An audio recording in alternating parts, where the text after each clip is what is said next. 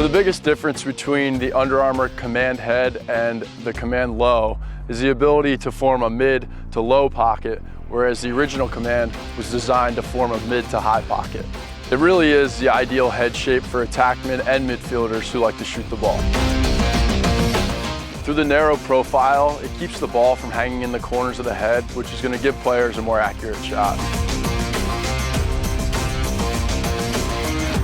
Another great benefit of the design is the glide scoop feature, which allows players to pick up ground balls more quickly and efficiently. Coming in at under 5 ounces, the Command Low is a lightweight option that doesn't compromise the performance benefits of the head. The head is constructed of a temperature stabilizing material that helps it hold up throughout the seasons. If you're a player looking for a lightweight head that delivers power and control, string up the Under Armour Command Low.